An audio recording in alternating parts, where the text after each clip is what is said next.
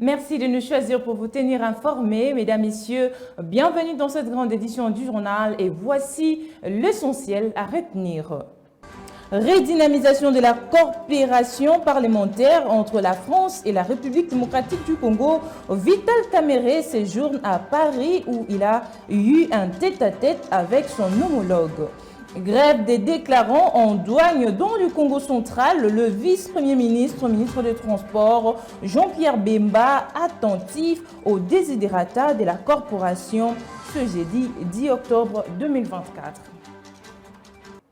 Bienvenue dans cette grande édition du journal, mesdames, messieurs. Le président de l'Assemblée nationale congolaise de la République démocratique du Congo séjourne à Paris, la capitale de la France, pour une visite de travail le jeudi 10 octobre 2024. Il a été reçu par son homologue français, Yaël Braun-Pivet, en tête-à-tête. La diplomatie parlementaire réciproque était au centre de leurs échanges.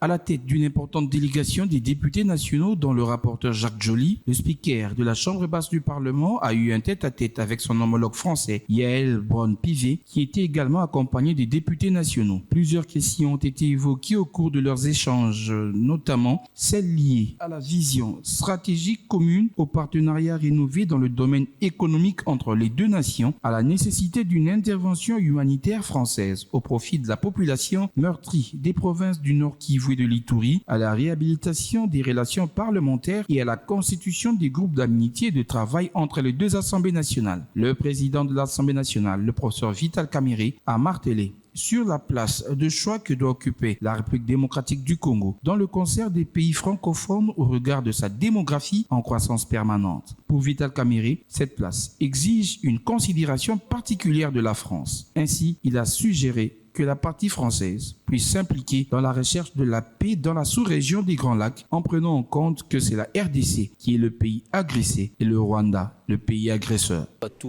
entendu le mot de bienvenue de Madame la Présidente qui a situé cette rencontre et qui a souhaité que les relations entre la République démocratique du Congo et bipartement, ces deux parlements, s'approfondissent dans les cadres de la diplomatie parlementaire et que le Parlement français est en train de se structurer. Il y aura un groupe d'amitié qui va, n'est-ce pas, se mettre en place, mais surtout elle a renouvelé l'invitation du Parlement français au Parlement congolais pour assister au sommet parlementaire de la francophonie qui aura lieu au mois de juillet de l'année prochaine. Le fond de notre séance de travail a tourné d'abord sur la nécessité de construire un partenariat stratégique entre la France et la République démocratique du Congo. Pour le président de l'Assemblée nationale, le peuple congolais ne sent pas suffisamment l'appui de la France pour un pays le plus important de la francophonie. Sur le plan de l'implication de la France dans la dynamique de la gouvernance économique, de relations diplomatiques, la France doit améliorer. Ça passe notamment par l'appui sans équilibrisme de la France à la situation qui se passe en République démocratique du Congo. La condamnation sans embâche de l'agression dont nous sommes victimes de la part du Rwanda. Sur cette question, Yaël Braun-Pivet, présidente de l'Assemblée nationale française, a réitéré la position de son pays, la France, sur le principe de l'intangibilité des frontières, un droit dont doit jouir la République démocratique du Congo autant que tout autre pays. Concernant la diplomatie parlementaire, Yaël Braun-Pivet a salué la redynamisation de la coopération parlementaire entre les parlements des deux pays.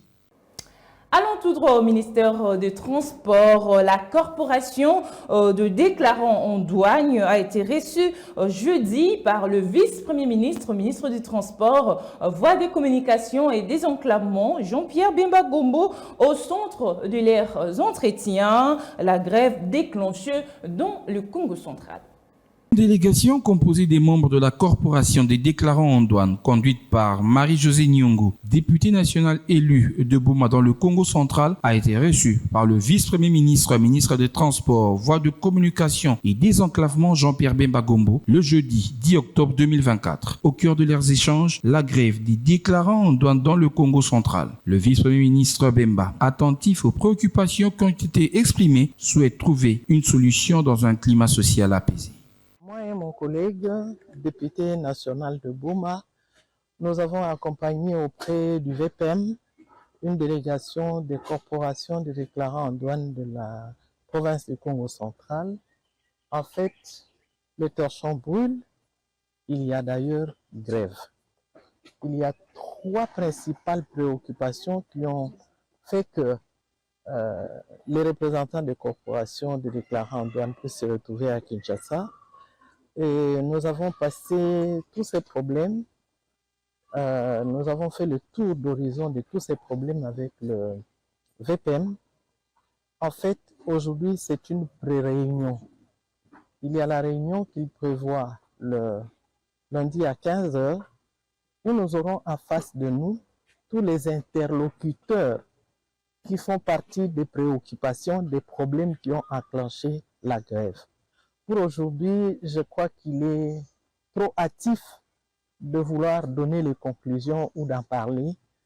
Tout sera fin prêt le lundi, mais nous avons trouvé un vice-premier ministre très attentif et qui voudrait qu'il y ait la solution à tous ces problèmes, une solution apaisée et durable. Voilà pourquoi, avec les représentants des corporations des déclarants en douane, nous lançons un cri de paix.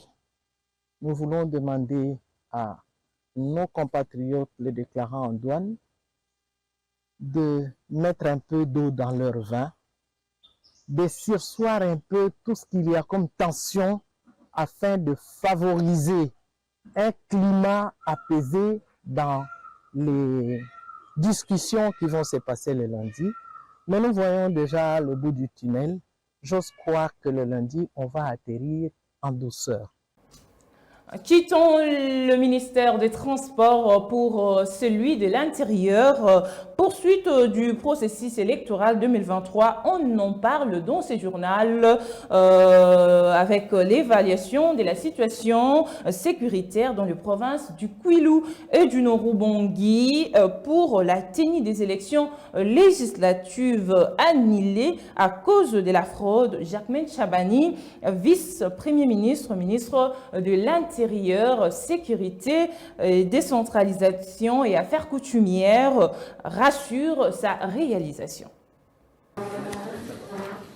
Le coordonnateur du comité de pilotage pour la sécurisation des élections et patron de la sécurité de la territoriale, Maître Jacquemain Chabani, a ce jeudi 10 octobre présidé dans la salle Virunga à l'immeuble de la territoriale une réunion d'évaluation de la situation sécuritaire dans les provinces du Kwilu et Nord-Ubangi pour la tenue des élections législatives annulées à cause de la fraude électorale. À l'issue de cette réunion d'évaluation, Jacquemain Chabani a eu des assurances sur les bons déroulements de ces scrutins par le parti prenante à ces processus et rassure par ailleurs la sécurisation des élections dans un climat apaisé. Sur ces, Toto Mabikou, secrétaire exécutif national de la Commission électorale nationale indépendante, confirme la tenue de ces scrutins au niveau des législatives nationales et provinciales le 15 décembre prochain selon les calendriers électoraux. Les élections auront lieu le 15 décembre. Et la réunion a permis que nous soyons rassurés, nous CENI, que la situation sécuritaire dans les deux territoires concernés, les territoires de Masimba-Nimba ainsi que les territoires de Yakoma, la situation sécuritaire est calme et que nous pouvons tenir les élections au 15 décembre. Signalant que, toujours dans ces provinces, les élections du second degré seront organisées très prochainement pour élire les sénateurs et les gouverneurs de ces provinces. Autre chose dans ce journal, l'inspection générale de la police nationale congolaise vient d'être dotée de 4 nouvelles Jeeps le jeudi 10 octobre 2024 par le vice-premier ministre, ministre de l'Intérieur, Jacquemain Chabani. Ces engins roulants vont faciliter la mobilisation des inspecteurs pour un travail de professionnels. L'inspection générale de la police nationale congolaise a réceptionné 4 Jeeps pimpantes neuves le jeudi 10 octobre 2024 à l'immeuble de la territoriale. C'est le vice-premier ministre, ministre de l'Intérieur, Sécurité, Décentralisation et Affaires coutumières qui a remis les clés de ces engins roulants de marque Toyota type Land Cruiser à l'inspecteur général de la police, Patience Mouchidiave. Ces véhicules vont faciliter la mobilité des inspecteurs pour travailler avec professionnalisme. Patience Mouchidiave a sollicité en outre l'accompagnement du vice-premier ministre Chabani dans la redynamisation de l'administration de l'inspection générale de la police. Il s'agit entre autres de la demande liée à la permutation des chefs d'antenne, la dotation de motos et l'octroi d'espace pour la construction du siège de l'inspection générale et même du centre hospitalier. Le vice-premier ministre Jacquemain Chabani a pour sa part salué la matérialisation de ce projet qui est à sa première phase. Il a en outre martelé sur l'importance de la mission de l'inspection générale qui n'est pas très visible dans l'exercice du travail. Et c'est une occasion pour reconnaître la valeur de notre président de la République que je venais de citer et lui dire merci d'avoir eu cette vision, d'avoir mis en place cet engagement politique, de l'avoir conduit jusqu'à ce qu'on obtienne ces résultats. Et nous lui demandons de continuer, d'aller plus loin pour faire en sorte à ce que la République démocratique du Congo en bénéficie davantage. C'est aussi pour moi l'occasion de faire un clin d'œil à tous ceux qui participent à la chaîne de la mise en place et du maintien de l'ordre public. Notre police nationale, entre autres, et notre système judiciaire aussi, qui voit aujourd'hui le fruit de son travail à travers tout ce mécanisme de la mise en place de l'ordre public. Nous avons aujourd'hui des bâtisseurs. Par là, c'est pour dire que nous ne devons pas nous décourager. Nous devons maintenir le travail qui est fait, le continuer, aller de l'avant. Les difficultés sont là chaque jour. Nous avons des réalités qui sont les nôtres en termes de maintien de l'ordre public, mais nous avons des résultats. Cette dotation qui intervient 12 ans après traduit la détermination du gouvernement à travers le ministère de l'Intérieur d'équiper la police pour un travail de terrain avec de résultats palpables. Parlons justice dans ce journal. Front judiciaire de la République démocratique du Congo à la Cour pénale internationale sur le massacre du régime rwandais et ses supplétifs dans l'est de la République démocratique du Congo. Le vice-ministre de la Justice chargé du contentieux international s'est entretenu avec le procureur général de la CPI et membre du bureau du procureur pour délivrer le message du peuple congolais sur l'agression du Rwanda. On écoute Somien Mbemba, vice-ministre de la Justice. Merci beaucoup. Nous venons d'avoir une réunion avec le procureur adjoint de la CPI ainsi que les membres du bureau du procureur. À travers cette réunion, nous leur avons délivré le message du peuple congolais à travers son gouvernement, le gouvernement souminois, mis en place par son Excellence, Monsieur le Président de la République, Félix Antoine Tshisekedi Tshilombo. C'est un message d'incompréhension et de colère qui a été transmis à la Cour parce que aujourd'hui, s'il y a un endroit dans ce monde où l'on peut trouver les crimes qui relèvent de la compétence de la CPI, l'endroit par excellence, c'est la RDC. Et le peuple congolais ne comprend pas pourquoi. Pourquoi, alors que les statuts de Rome permettent à la Cour d'agir même sans être saisie, mais la RDC a transmis 2 renvois de situation à la Cour et jusqu'aujourd'hui, il n'y a pas de réaction. C'est ce message que nous avons transmis. Le bureau du procureur en a pris acte. Merci beaucoup. Autre chose dans ce journal, il s'est tenu ce vendredi 11 octobre 2024 à l'hôtel Memling un atelier de présentation de rapport d'études, d'analyse et d'efficacité du système de recouvrement des impôts applicables dans le secteur minier à l'heure de la transition énergétique par l'ONG AfriWatch. Julia Pandi était sur place pour les comptes des Social Télévisions.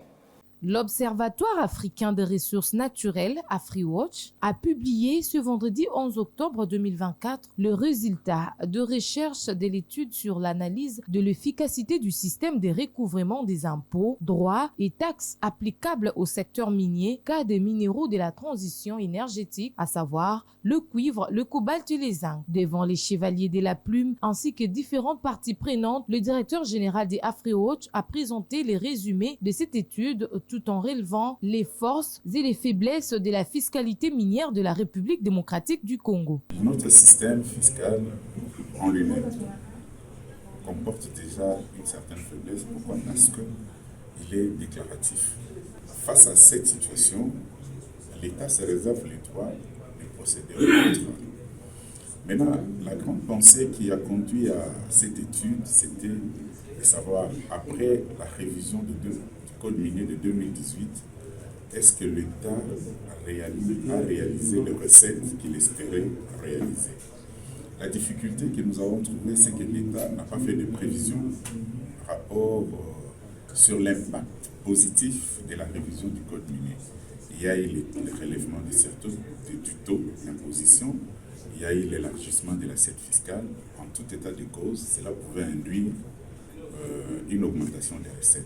Il y a eu accroissement de la production, mais cet accroissement de la production n'a pas permis à ce que l'État puisse collecter et maximiser les recettes à travers l'exploitation minière. Et à travers ces constats, AfriWatch a compris qu'il y avait un souci au niveau du système fiscal de la législation minière et qu'il fallait diligenter une étude qui a essayé de voir un peu les forces et les faiblesses que renferme le système fiscal du secteur minier congolais.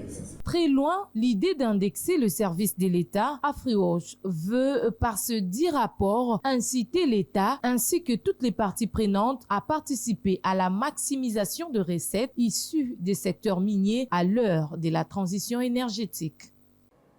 Autre chose dans ce journal, le complexe scolaire Sainte-Monique a organisé ce vendredi 11 octobre 2024 une messe d'action de grâce pour confier l'année scolaire 2024-2025 entre les mains du Seigneur. Toute l'école est rentrée avec un principe majeur. Ad Mayora Natumsum, né pour être meilleur. Titi Bakamba nous en parle. C'est pour confier l'année scolaire 2024-2025 entre les mains de Dieu que le complexe scolaire Sainte-Monique a abandonné momentanément ses salles de classe ce vendredi 11 octobre 2024 pour la paroisse Saint-Cyprien. Et c'est pour prendre part à la messe d'action de grâce célébrée par M. l'abbé Charles Nkombe dans son homélie tirée de l'évangile de Matthieu au 7e chapitre, une homélie aux allures d'une leçon de classe. M. l'abbé Charles a exhorté les élèves à être avisés, assidus et polis avec le mot d'ordre Ad Mayora Natumsum, né pour être meilleur. Nous demandons, Seigneur, quoi? Ok, la grâce de l'Esprit Saint pour que notre année scolaire soit une année réussie et que chacun de vous puisse avoir la force de bien travailler. Et il faut demander cela à Dieu. C'est Dieu qui donne l'intelligence. C'est Dieu qui donne la sagesse. C'est Dieu qui donne l'esprit de discipline. Et si nous suivons cela, nous allons bien travailler cette année et nous allons plaire à nos professeurs, mais aussi à nos parents. Donc, chacun de vous, cette année, doit être meilleur. Chacun de vous doit être comment? Chacun de vous doit être comment? Meilleur. Les acteurs liturgiques de cette messe sont tous du complexe scolaire Sainte-Monique. Il s'y est de souligner que le gouvernement du complexe scolaire Sainte-Monique, récemment élu, a été présenté et a reçu la bénédiction du prélat. Situé sur l'avenue Ngafula 87 dans la commune de Ngaliema, le complexe scolaire Sainte-Monique, du haut de ses 12 ans d'existence, accueille à ce jour près de 500 élèves de la maternelle aux humanités, sans oublier un centre de formation d'éducatrices de la maternelle. Vous l'avez certainement compris, c'en est fini pour cette grande édition du journal. Merci à vous de l'avoir suivi et bonne suite sur nos antennes. Au revoir.